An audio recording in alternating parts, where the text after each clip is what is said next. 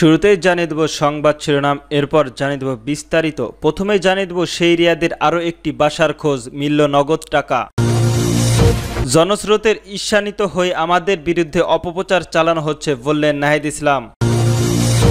BNP ক্ষমতায় যাওয়ার জন্য অস্থির নয় বললেন মির্জা ফখরুল। একমত হওয়ার বিষয়গুলোকে আইনি ভিত্তি দিতে হবে বললেন আতাউর হোসেন। এবং সর্বশেষ জানিয়ে দিব শাহবাগের আরেকটি মব তৈরি হচ্ছে বললেন রাশেদ খান।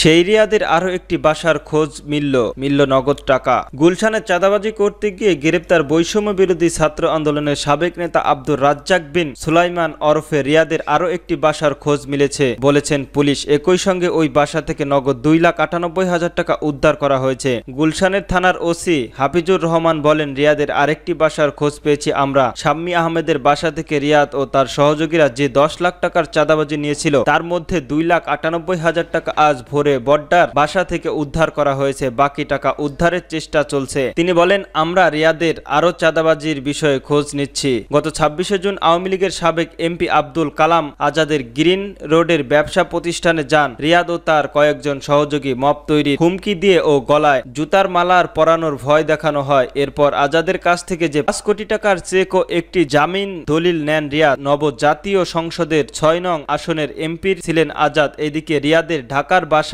থেকে 2,25,00,000 টাকার 4টি চেক উদ্ধার করেছে ঢাকা মহানগর গোয়েন্দা পুলিশ। বুধবার দুপুরে ডিএম মিডিয়ার সেন্টারে এক সংবাদ সম্মেলনে ডিএম এর গণমাধ্যম ও জনসংযোগ বিভাগের উপকমিশনার মোহাম্মদ তালেবুর রহমান এই তথ্য জানান। জনস্রোতের ঈর্ষান্বিত হয়ে আমাদের বিরুদ্ধে অপপ্রচার চালানো হচ্ছে বললেন নাহিদ। জাতীয় নাগরিক পার্টির এনসিপির আহ্বায়ক নাহিদ ইসলাম বলেন, আমাদের পদযাত্রায় জনস্রোতে নেমে এসেছে। যে জনস্রোতের ঈর্ষান্বিত হয়ে আমাদের বিরুদ্ধে অপপ্রচার চালানো হচ্ছে। তিনি বলেন, দেশের প্রথম প্রান্তের মাসব্যাপী জুলাই পদযাত্রা করছে। আমাদের বিরুদ্ধে নানা ষড়যন্ত্র হয়েছে, বিভিন্ন জায়গায় বাধা দেওয়া হয়েছে, হামলা হয়েছে, তবু আমরা থেমে যাইনি। এই জনস্রোত থামানো যায়নি, পদযাত্রা থামানো হয়নি। ইনশাল্লাহ আগামীতেও বাংলাদেশের আগামীর ঢাকায় এনসিপি সমর্থকদের জনস্রোত থামানো যাবে না। বুধবার 30শে জুলাই রাত 10টার দিকে আশুলিয়া বাইপাইলে দেশ গড়তে জুলাই পদযাত্রায় যোগ দিয়ে তিনি এই মন্তব্য করেন। তিনি বলেন, ফ্যাসিস্টের সরকারের দোসরা সারা দেশের আমাদের ভাইদের উপর নিপীড়ন চালিয়েছে। শেখ হাসিনার 10 বার ফাঁসিতে ঝোলালেও তার অপরাধ কমবে না। দেশের মানুষ কোনোদিন তাকে ক্ষমা করবে না, কোনোদিন ক্ষমা করবে না আওয়ামী লীগকে। কোন ধরনের রিফাইন আওয়ামী লীগ কোনো দিন ক্ষমা করবেন না। নাহিদ আরো বলেন, এই সভায় ও আশুলিয়া বাইপাইসের পয়েন্টের গণ অভ্যুত্থানের সময় ছাত্র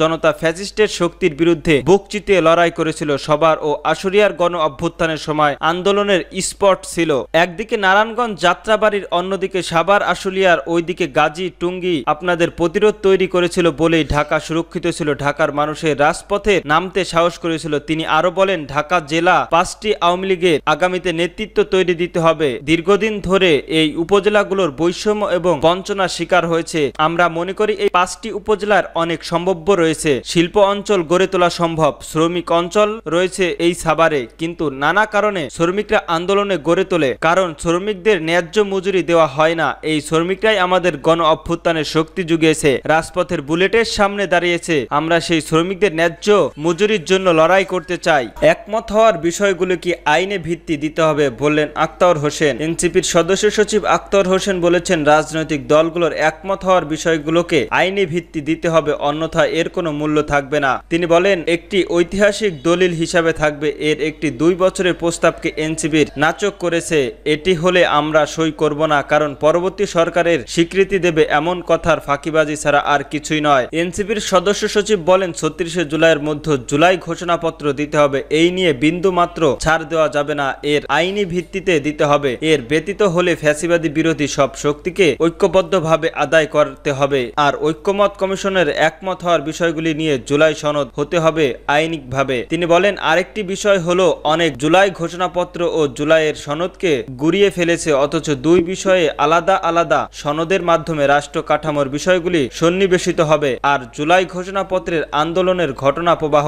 আক্তার বলেন তিনি জুলাই ঘোষণাপত্রে ড্রাফট হাতে পেয়েছেন, সরকারের কাছে সংশোধনীয় দেবেন। তিনি জুলাই সনদের সাংবিধানিক স্বীকৃতি দাবি করেন। শাহবাগে আরেকটি মব তৈরি হচ্ছে বললেন রাশেদ খান। রাজধানীর শাহবাগে জুলাই যোদ্ধা পরিচয়ে মব তৈরি হচ্ছে বলে দাবি করেছেন গণপরিষদের সাধারণ সম্পাদক রাশেদ খান। আন্দোলনকারীদের দিকে প্রশ্ন তুলে এই তরুণ নেতা বলেছেন, জুলাই যোদ্ধা কি এই 200 মানুষ? বৃহস্পতিবার 31শে জুলাই সামাজিক যোগাযোগ মাধ্যমে দেওয়া এক পোস্টে রাশেদ খান বলেন, যতটুকু তথ্য পেলাম আরেকটি মব তৈরি হচ্ছে শাহবাগের। জুলাই যোদ্ধা পরিচয়ে জড়ো হতে বলা হয়েছে। কারা কাজটা করছে অনুমান করার চেষ্টা করুন। জুলাই যোদ্ধা পরিচয়ে কারা এমন ইঙ্গিত দিয়ে রাশেদ খান লিখেছেন, যেখানে জাতীয় ঐক্যমত কমিশনের আলোচনায় চলমান আলাপ আলোচনার ভিত্তিতে ঐক্যমতের পৌঁছে সরকার জুলাই সনদ ও ঘোষণাপত্র বাস্তবায়ন করবে, সেখানে জুলাই যোদ্ধারা নামে শাহবাগ অবরোধ। জুলাই যোদ্ধা কি এই 200 মানুষ? সারা দেশে কোটি কোটি জুলাই যোদ্ধা রয়েছে। মুক্তিযুদ্ধ মঞ্চের স্টাইল রাজনীতির বন্ধ করুন। দেশের স্থিতিশীলতা নষ্ট করে আরেকটি